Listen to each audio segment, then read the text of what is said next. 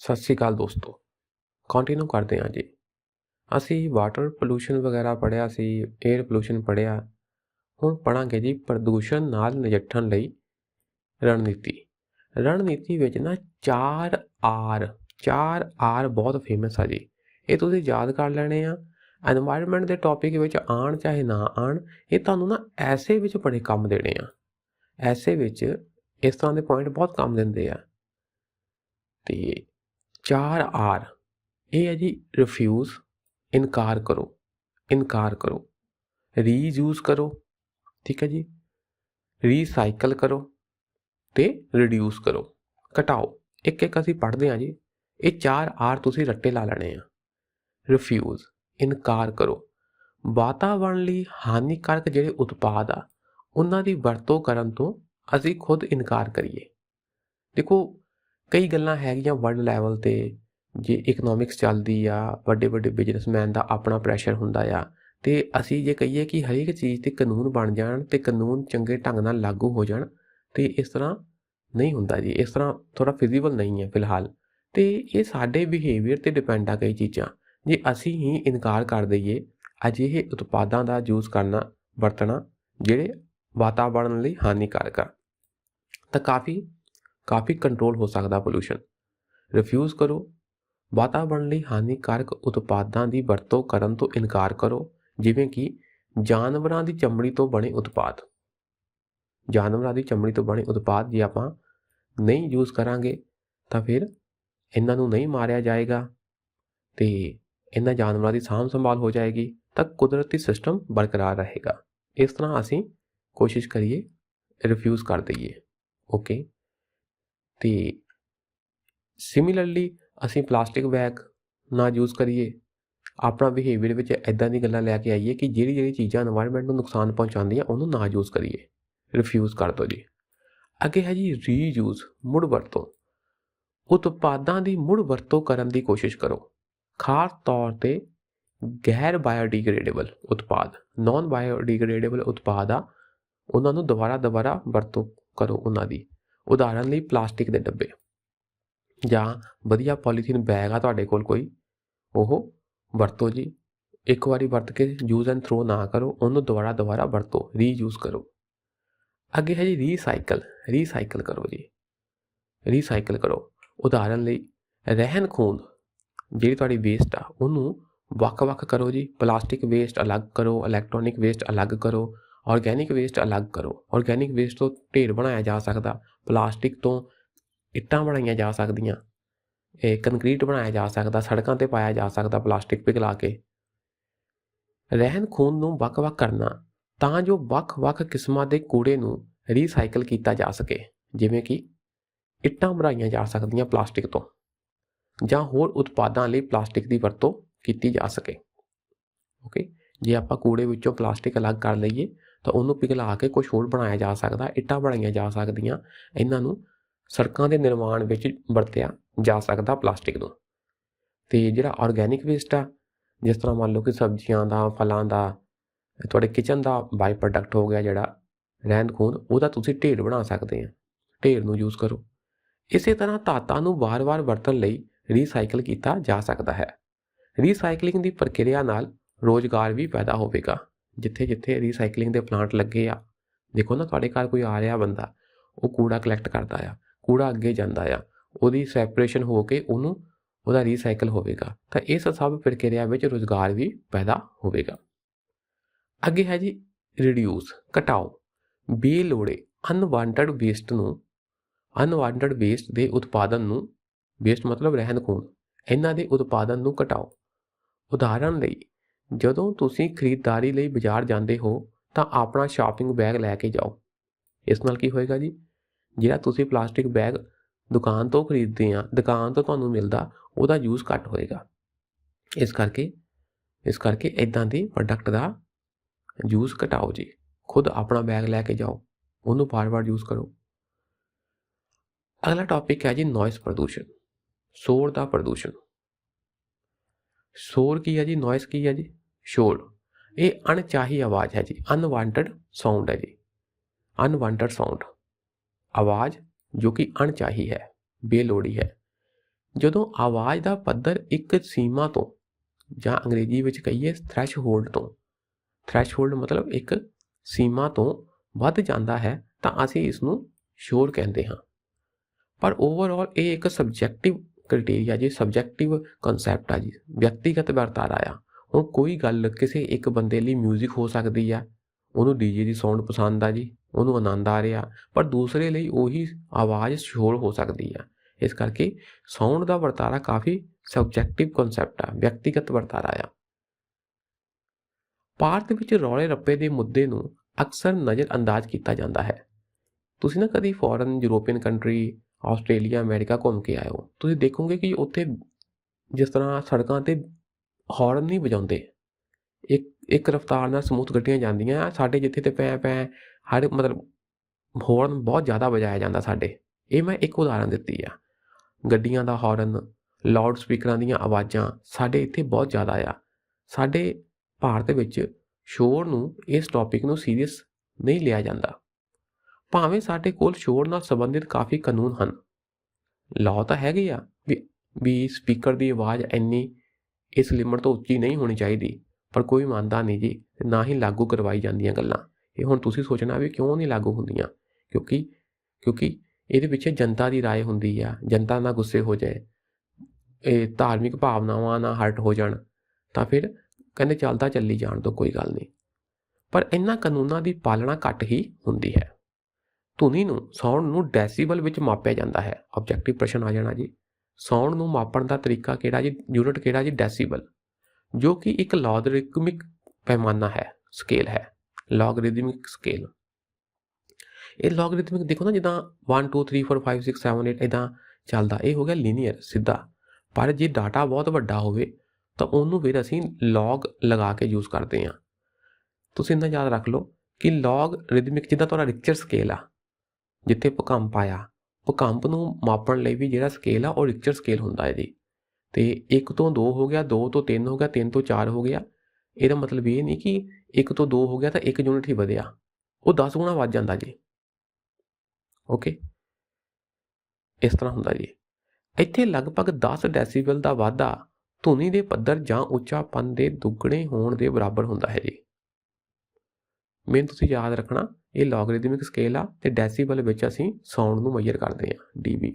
Okay, ਜੇਕਰ ਕੋਈ ਵਿਅਕਤੀ ਲੰਮੇ ਸਮੇਂ ਲਈ 75 ਡੈਸੀਬਲ ਤੋਂ ਵੱਧ ਦੇ ਸੰਪਰਕ ਵਿੱਚ ਰਹਿੰਦਾ ਹੈ ਤਾਂ ਉਸ ਦੀ ਸੁਣਨ ਸ਼ਕਤੀ ਨੂੰ ਨੁਕਸਾਨ ਹੋ ਸਕਦਾ ਹੈ।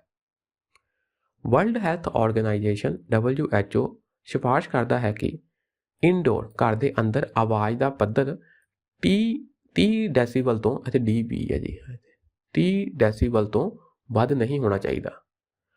ਭਾਰਤ ਵਿੱਚ ਅਸੀਂ ਕਾਨੂੰਨੀ ਤੌਰ ਤੇ ਵੱਖ-ਵੱਖ ਖੇਤਰਾਂ ਲਈ ਸ਼ੋਰ ਪੱਧਰ ਨਿਰਧਾਰਿਤ ਕੀਤਾ ਹੈ।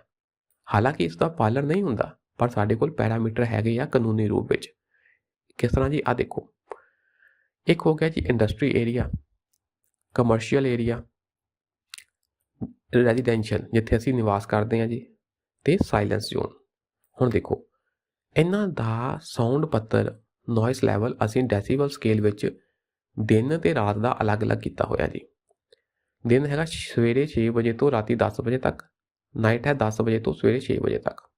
ਓਕੇ ਜੀ, ਦੇਖੋ ਇਹ ਤੁਸੀਂ ਨਾ ਇੱਦਾਂ ਯਾਦ ਕਰੋ ਜੀ, ਥੱਲਿਓਂ ਯਾਦ ਕਰੋ, ਸਾਇਲੈਂਸ ਜ਼ੋਨ, ਉਸ ਤੋਂ ਬਾਅਦ ਰੈਜ਼ੀਡੈਂਸ਼ੀਅਲ ਜ਼ੋਨ, ਉਸ ਤੋਂ ਬਾਅਦ ਕਮਰਸ਼ੀਅਲ ਏਰੀਆ, ਉਸ ਤੋਂ ਬਾਅਦ ਇੰਡਸਟਰੀਅਲ ਏਰੀਆ। ਓਕੇ, ਦੇਖੋ 40 ਹੈਗਾ ਆ ਰਾਤ ਦਾ, 40 ਡੈਸੀਬਲ ਅਪਰ ਲਿਮਿਟ ਹੈਗੀ ਰਾਤ ਦੀ ਸਾਇਲੈਂਸ ਜ਼ੋਨ ਵਿੱਚ। 5 ਵਧਾ ਦਿਓ ਜੀ, ਕਿੰਨਾ ਹੋ ਗਿਆ, 50, ਸੌਰੀ 10 ਵਜਾ ਦਿਓ, 50 ਹੋ ਗਿਆ ਜੀ, 50 ਹੋ ਗਿਆ ਜੀ ਇਹਦਾ ਦਿਨ ਦਾ। ਓਕੇ, ਇੱਥੇ ਆ ਜਾਓ ਜੀ, ਤੁਸੀਂ ਉੱਪਰੋਂ ਚੱਲਦੇ ਥੱਲੇ ਨੂੰ। 75 ਹੈਗਾ ਜੀ ਟੌਪ ਦਾ, 75 ਤੋਂ ਉੱਤੇ ਨਹੀਂ ਹੋ ਸਕਦਾ ਦਿਨ ਦਾ ਇੰਡਸਟਰੀਅਲ ਏਰੀਆ, ਤੇ ਰਾਤ ਦਾ 70। 65 ਕਮਰਸ਼ੀਅਲ ਦਾ ਦਿਨ ਦਾ, 55 ਰਾਤ ਦਾ, ਰੈਜ਼ੀਡੈਂਸ਼ੀਅਲ ਦਾ 55 ਦਿਨ ਦਾ, 45 ਰਾਤ ਦਾ, ਤੇ ਸਾਇਲੈਂਸ ਜ਼ੋਨ ਦਾ ਕਿੰਨਾ ਜੀ, ਦਿਨ ਦਾ 50, ਰਾਤ ਦਾ 40। ਓਕੇ, ਆਹ ਕੁਛ ਹੈਗੇ ਜੀ ਤੁਹਾਡੇ ਲਿਮਿਟਾਂ ਆ। ਇਹ ਸਾਰੀਆਂ ਤੁਸੀਂ ਸ਼ਾਇਦ ਯਾਦ ਨਾ ਰੱਖ ਪਾਓ, ਥੋੜ੍ਹਾ ਦੇਖ ਲਓ ਜੀ। 75 ਤੋਂ 70, 70 ਤੋਂ 65, 65 ਤੋਂ 55, 55, 45, ਚਲੋ ਆਹ ਵਾਲੀ ਲਿਮਟ ਯਾਦ ਰੱਖਿਓ ਜ਼ਰੂਰੀ। ਅਪਰ ਲਿਮਟ ਵੱਧ ਤੋਂ ਵੱਧ ਕਿੰਨੀ 75 ਤੇ ਲੋਅਰ ਲਿਮਟ ਸਾਇਲੈਂਸ ਜ਼ੋਨ ਦੀ ਘੱਟੋ ਘੱਟ 40 ਦੇ ਕਰੀਬ ਆ ਜੀ, ਅੰਦਾਜ਼ਾ ਜਿਹਾ ਲਾ ਲਿਓ। ਓਕੇ ਠੀਕ ਹੈ ਜੀ, ਪਰ ਸਾਨੂੰ ਪਤਾ ਕਿ ਇਹ ਲਿਮਟਾਂ ਫੋਲੋ ਨਹੀਂ ਹੁੰਦੀਆਂ। ਸਾਇਲੈਂਸ ਜ਼ੋਨ ਕੀ ਹੁੰਦਾ ਜੀ? ਇਹ ਸੈਂਸਿਟਿਵ ਏਰੀਆ, ਸੰਵੇਦਨਸ਼ੀਲ ਖੇਤਰਾਂ ਜਿਵੇਂ ਕਿ ਹਸਪਤਾਲ ਹੋ ਗਿਆ, ਐਜੂਕੇਸ਼ਨਲ ਇੰਸਟੀਟਿਊਸ਼ਨਸ, ਵਿਦਿਅਕ ਸੰਸਥਾਵਾਂ, ਅਦਾਲਤਾਂ, ਧਾਰਮਿਕ ਸਥਾਨਾਂ ਜਾਂ ਕਿਸੇ ਸਮਰੱਥ ਅਧਿਕਾਰੀ ਦੁਆਰਾ ਕੋਈ ਜੋ ਸਮਰੱਥ, ਇਹ ਅਜਿਹੀ ਅਥਾਰਟੀ ਜਿਸ ਕੋਲ ਪਾਵਰ ਹੈਗੀ ਆ ਇਹ ਚੀਜ਼ ਡਿਸਾਈਡ ਕਰਨ ਦੀ। ਜੇ ਕੋਈ ਸਮਰੱਥ ਅਧਿਕਾਰੀ ਦੁਆਰਾ, ਸਮਰੱਥ ਅਧਿਕਾਰੀ ਇਹ ਕਹਿ ਸਕਦਾ ਆ ਭਾਈ ਵੀ ਇਸ ਏਰੀਏ ਵਿੱਚ ਇੰਨੇ ਤੋਂ ਵੱਧ ਸਾਊਂਡ ਨਹੀਂ ਹੋਣਾ ਚਾਹੀਦਾ, ਨੋਇਸ ਨਹੀਂ ਹੋਣੀ ਚਾਹੀਦੀ, ਅਜਿਹੇ ਹੋਰ ਸਥਾਨਾਂ ਲਈ ਪਰਿਭਾਸ਼ਿਤ ਕੀਤੇ ਗਏ ਹਨ।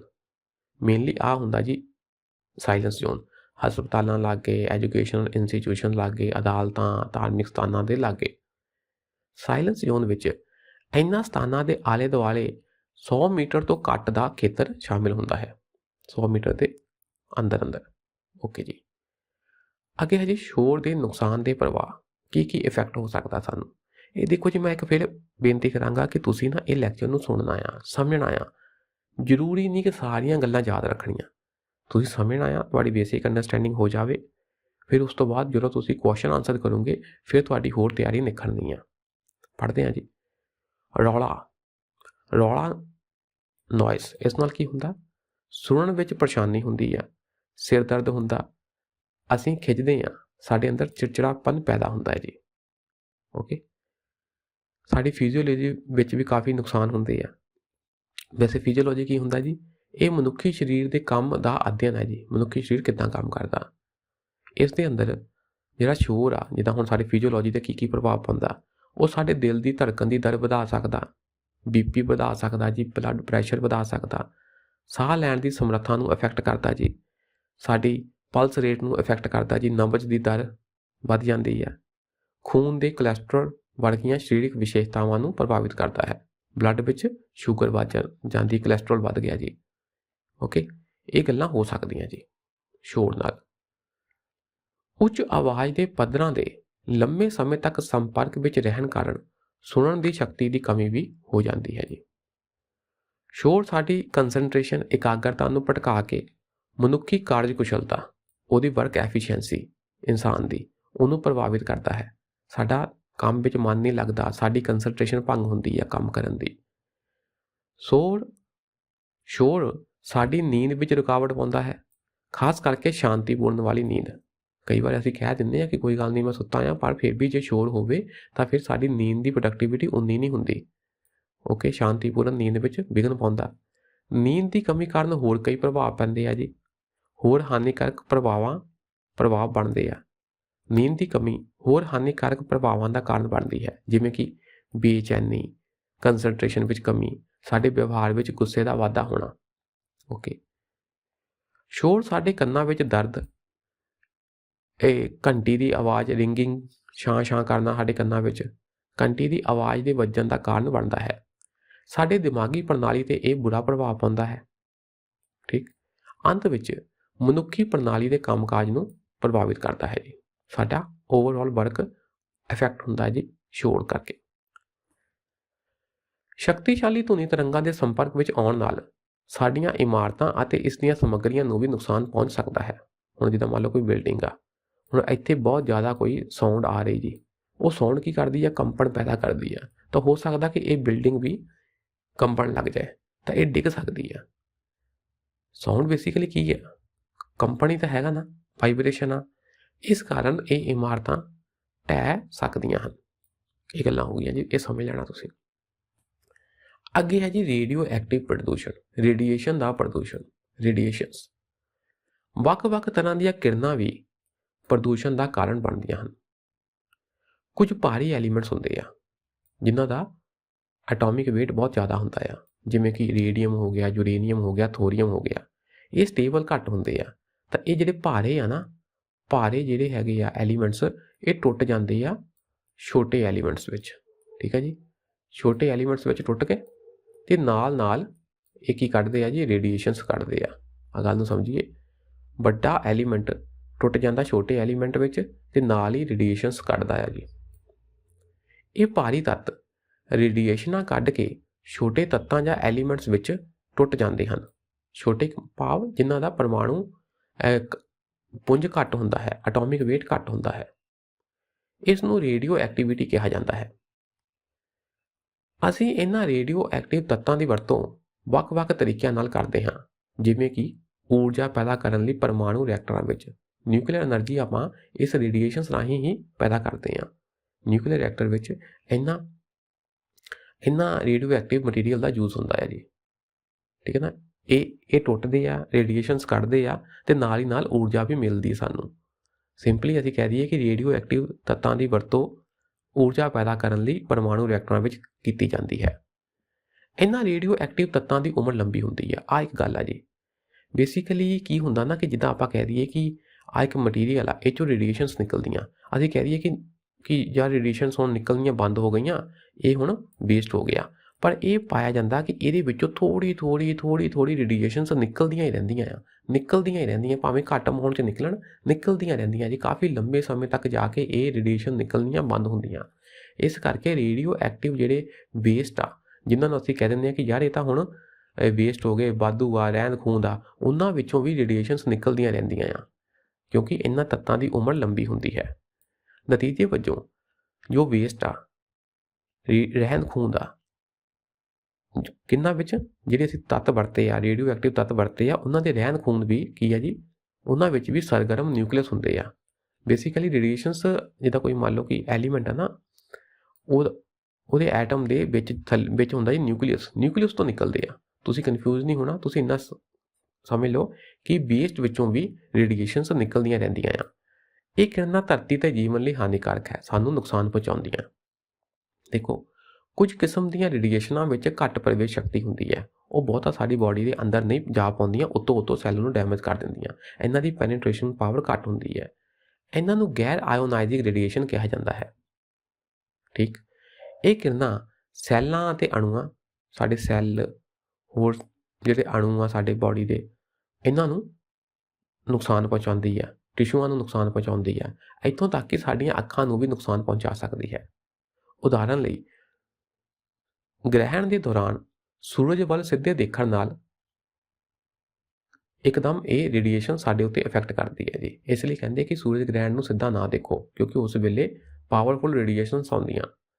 ਅਤੇ ਜਿਹੜੇ ਕੋਸਟਲ ਏਰੀਆ ਆ, ਜਿੱਥੇ ਸਮੁੰਦਰ ਆ, ਤੱਟਵਰਤੀ ਖੇਤਰ ਵਿੱਚ ਜਿਹੜੀ ਰੇਤ ਆ, ਉਹਨਾਂ ਨੂੰ ਟਕਰਾ ਕੇ ਜਿਹੜੀ ਰੇਡੀਏਸ਼ਨ ਆਉਂਦੀ ਆ, ਉਹ ਵੀ ਖਤਰਨਾਕ ਹੁੰਦੀ ਹੈ।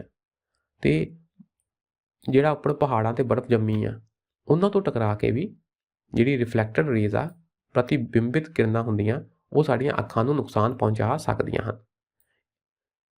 ਬਰਫ਼ ਤੋਂ ਰਿਫਲੈਕਟਡ ਹੋਈ ਰੇਡੀਏਸ਼ਨਸ ਜਿਹੜੀਆਂ ਹੁੰਦੀਆਂ, ਉਹ ਸਾਡੀਆਂ ਅੱਖਾਂ ਨੂੰ ਨੁਕਸਾਨ ਪਹੁੰਚਾਉਂਦੀਆਂ। ਉਹਨੂੰ ਕਹਿੰਦੇ ਜੀ ਸਨੋ ਬਲਾਈਂਡਨੈਸ।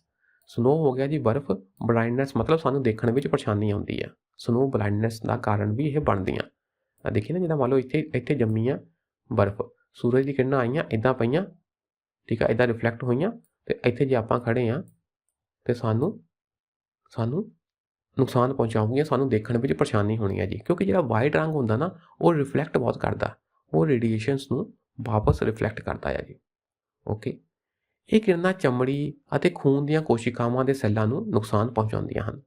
ਨਤੀਜੇ ਵਜੋਂ ਸਾਡੇ ਬਾਡੀ 'ਤੇ ਛਾਲੇ ਪੈਦਾ ਹੋ ਸਕਦੇ ਆ, ਸਾਡੀ ਚਮੜੀ ਲਾਲ ਹੋ ਜਾਂਦੀ ਆ, ਤਾਂ ਇਸ ਨੂੰ ਅਸੀਂ ਕਹਿੰਦੇ ਹਾਂ ਕਿ ਸਨਬਰਨ ਹੋ ਗਿਆ। ਗਰਮੀ 'ਚ ਕਈ ਵਾਰ ਨਾ ਬਾਡੀ ਲਾਲ ਹੋ ਜਾਂਦੀ ਆ, ਸਕਿਨ ਬਾਹਰੋਂ ਨਾ, ਮੂੰਹ ਲਾਲ ਹੋ ਗਿਆ ਕਿਸੇ ਦਾ, ਹੱਥ ਲਾਲ ਹੋ ਗਏ, ਤਾਂ ਅਸੀਂ ਕਹਿੰਦੇ ਤੈਨੂੰ ਸਨਬਰਨ ਹੋ ਗਿਆ। ਭਾਵ ਸੂਰਜ ਦੀ ਕਿਰਨਾਂ ਨੇ ਤੈਨੂੰ ਜਲਾਤਾ, ਬਰਨ ਮਤਲਬ ਜਲਾਤਾ। ਅਤੇ ਬੇਸਿਕਲੀ ਸੂਰਜ ਦੀ ਕਿਰਨਾਂ ਕਰਕੇ ਹੀ ਹੁੰਦਾ ਹੈ ਜੀ। ਗਰਮੀ ਵਿੱਚ ਇਸ ਤਰ੍ਹਾਂ ਹੁੰਦਾ, ਛਾਲੇ ਛੁਲੇ ਪੈ ਜਾਂਦੇ ਆ ਅਤੇ ਚਮੜੀ ਲਾਲ ਹੋ ਜਾਂਦੀ ਆ। ਹੋਰ ਦੇਖੋ ਜੀ, ਆਪਾਂ ਪੜ੍ਹਿਆ ਸੀ ਨੋਨ ਆਇਓਨਾਈਜ਼ਿੰਗ ਰੇਡੀਏਸ਼ਨਸ। ਕਈ ਰੇਡੀਏਸ਼ਨਸ ਜ਼ਿਆਦਾ ਪੈਨੀਟ੍ਰੇਟਿੰਗ ਪਾਵਰ ਵਾਲੀਆਂ ਹੁੰਦੀਆਂ, ਉਹ ਸਾਡੇ ਸਰੀਰ ਦੇ ਅੰਦਰ ਤੱਕ ਚਲੀ ਜਾਂਦੀਆਂ। ਹੋਰ ਕਿਸਮ ਦੀਆਂ ਰੇਡੀਏਸ਼ਨਾਂ ਜਿਨ੍ਹਾਂ ਵਿੱਚ ਉੱਚ ਪ੍ਰਵੇਸ਼ ਸ਼ਕਤੀ ਹੁੰਦੀ ਆ, ਪੈਨੀਟ੍ਰੇਸ਼ਨ ਪਾਵਰ ਜ਼ਿਆਦਾ ਹੁੰਦੀ ਆ, ਉਹਨਾਂ ਨੂੰ ਆਇਓਨਾਈਜ਼ਿੰਗ ਰੇਡੀਏਸ਼ਨ ਕਿਹਾ ਜਾਂਦਾ ਹੈ। ਇਹਨਾਂ ਵਿੱਚ ਰੇਡੀਓ ਐਕਟਿਵ ਐਲੀਮੈਂਟਾਂ ਵਿੱਚੋਂ ਨਿਕਲਣ ਵਾਲੀਆਂ ਪਰਮਾਣੂ ਕਿਰਨਾਂ, ਰੇਡੀਓ ਐਕਟੀਵਿਟੀ ਵਾਲੀਆਂ ਕਿਰਨਾਂ, ਐਕਸਰੇ ਅਤੇ ਬ੍ਰਹਿਮੰਡੀ ਉੱਪਰੋਂ ਕਾਸਮਿਕ ਉੱਪਰੋਂ ਯੂਨੀਵਰਸ ਵਿੱਚੋਂ ਆ ਰਹੀਆਂ ਕਿਰਨਾਂ ਸ਼ਾਮਿਲ ਹੁੰਦੀਆਂ ਹਨ। ਓਕੇ, ਇਹ ਵੱਡੇ ਅਣੂਆਂ ਨੂੰ ਵੀ ਤੋੜ ਸਕਦੇ ਹਨ। ਵੱਡੇ ਮਤਲਬ ਮੈਕਰੋ ਅਣੂਆਂ, ਕਿਉਂਕਿ ਇਹਨਾਂ ਦੀ ਪਾਵਰ ਜ਼ਿਆਦਾ ਹੁੰਦੀ ਹੈ। ਇਹਨਾਂ ਨਾਲ ਛੋਟੀ ਸੀਮਾ ਜਾਂ ਲੰਮੀ ਸੀਮਾ ਦੇ ਪ੍ਰਭਾਵ ਪੈਦਾ ਹੋ ਸਕਦੇ ਹਨ। ਛੋਟੀ ਸੀਮਾ ਮਤਲਬ ਕਿ ਸ਼ਾਰਟ ਟਰਮ ਦੇ, ਲੰਮੀ ਸੀਮਾ ਮਤਲਬ ਲੌਂਗ ਟਰਮ ਦੇ। ਜੇ ਆਪਾਂ ਕਹੀਏ ਸ਼ਾਰਟ ਟਰਮ ਤੁਰੰਤ ਪ੍ਰਭਾਵ ਕਿਹੜੇ ਆ, ਉਹ ਇਹ ਆ ਜੀ, ਸਾਡੀ ਪਾਚਕ ਸ਼ਕਤੀ ਕਮਜ਼ੋਰ ਹੋ ਸਕਦੀ ਆ, ਸਾਡੇ ਜਲਨ ਹੋ ਸਕਦਾ ਜੀ, ਇਚਿੰਗ ਜੀ ਹੋ ਸਕਦੀ ਆ, ਜਲਨ ਦਾ ਹੋਣਾ, ਸਾਡੇ ਜਿਹੜੇ ਟਿਸ਼ੂ ਆ ਉਹ ਮਰ ਸਕਦੇ ਆ ਜੀ, ਅਤੇ ਈਵਨ ਤੱਕ ਕਿ ਜਿਹੜੇ ਜੀਵ ਆ ਉਹ ਵੀ ਮਰ ਸਕਦੇ ਆ ਇਹ ਪਾਵਰਫੁਲ ਰੇਡੀਏਸ਼ਨਸ ਦੇ ਕਾਰਨ। ਓਕੇ, ਲੌਂਗ ਰੇਂਜ ਇਫੈਕਟ ਕਿਹੜੇ ਹੁੰਦੇ ਆ, ਦੇਰੀ ਵਾਲੇ, ਜਿਹੜੇ ਬਾਅਦ ਤੋਂ ਵਿੱਚ ਜਾ ਕੇ ਸਾਨੂੰ ਪਤਾ ਲੱਗਦੇ ਆ ਜੀ, ਉਹ ਜਿੱਦਾਂ ਟਿਊਮਰ ਹੋ ਸਕਦਾ ਜੀ, ਕੈਂਸਰ ਹੋ ਸਕਦਾ, ਸਾਡੇ ਜਿਹੜੇ ਜੀਨ ਆ ਉਹ ਚੇਂਜ ਹੋ ਸਕਦੇ ਆ, ਮਿਊਟੇਸ਼ਨ ਹੋ ਸਕਦੀ ਆ, ਅਤੇ ਈਵਨ ਤੱਕ ਕਿ ਸਾਡਾ ਜਿਹੜਾ ਫਿਟਸ ਹੁੰਦਾ, ਭਰੂਣ ਹੁੰਦਾ, ਮਾਂ ਦੇ ਗਰਭ ਵਿੱਚ ਜਿਹੜਾ ਬੱਚਾ ਹੁੰਦਾ ਉਹਦੀ ਡਿਵੈਲਪਮੈਂਟ ਵੀ ਇਫੈਕਟ ਹੋ ਸਕਦੀ ਆ, ਉਹਦੀ ਡਿਵੈਲਪਮੈਂਟ ਵੀ ਗਲਤ ਢੰਗ ਨਾਲ ਹੋ ਸਕਦੀ ਆ, ਅਤੇ ਲਾਈਫ ਟਾਈਮ ਵੀ ਘੱਟ ਸਕਦਾ, ਜ਼ਿੰਦਗੀ ਦਾ ਸਮਾਂ ਵੀ ਘੱਟ ਸਕਦਾ ਜੀ ਇਸ ਰੇਡੀਏਸ਼ਨਸ ਦੇ ਐਕਸਪੋਜ਼ਰ ਦੇ ਨਾਲ। ਦੇਖੋ ਜੀ, ਹੋ ਸਕਦਾ ਕੁਝ ਗੱਲਾਂ ਤੁਹਾਨੂੰ ਨਹੀਂ ਸਮਝ ਲੱਗੀਆਂ ਹੋਣ, ਪਰ ਤੁਸੀਂ ਉੱਤੋਂ ਪੜ੍ਹ ਲੈਣਾ ਜੀ, ਇਹ ਲੈਕਚਰ ਸੁਣ ਲੈਣਾ, ਅਤੇ 100% ਅੰਡਰਸਟੈਂਡਿੰਗ ਦੇ ਪਿੱਛੇ ਨਹੀਂ ਭੱਜਣਾ, ਪੜ੍ਹ ਲੈਣਾ, ਸੁਣ ਲੈਣਾ, ਇੱਕ ਦੋ ਵਾਰ ਰਿਵਾਈਜ਼ ਕਰ ਲੈਣਾ, ਅਤੇ ਆਪਣੀ MA BA ਜਾਂ ਸਕੂਲ ਲੈਵਲ ਦੀ ਪੜ੍ਹਾਈ ਵਾਂਗੂ ਇਹਨਾਂ ਸਾਰਿਆਂ ਨੂੰ ਯਾਦ ਕਰਨ ਦੇ ਚੱਕਰਾਂ 'ਚ ਨਹੀਂ ਪੈਣਾ। ਹਾਂ, ਬੇਸਿਕ ਅੰਡਰਸਟੈਂਡਿੰਗ ਲੈ ਲੈਣੀ ਆ, ਬਾਅਦ ਵਿੱਚ ਕੁਐਸਚਨ ਆਨਸਰ ਕਰਕੇ ਆਪਣੀ ਤਿਆਰੀ ਨਿਖਾਰਨੀ ਆ ਜੀ, ਨਹੀਂ ਤਾਂ ਤੁਸੀਂ ਇੱਥੇ ਹੀ ਉਲਝ ਕੇ ਰਹਿ ਜਾਣਾ ਜੀ। ਠੀਕ ਹੈ ਜੀ, ਅੱਜ ਲਈ ਇੰਨਾ ਹੀ ਰੱਖਦੇ ਹਾਂ, ਬਾਕੀ ਨੈਕਸਟ ਕਲਾਸ 'ਚ ਕਰਦੇ ਹਾਂ। ਸ਼ੁਕਰੀਆ, ਸਤਿ ਸ਼੍ਰੀ ਅਕਾਲ।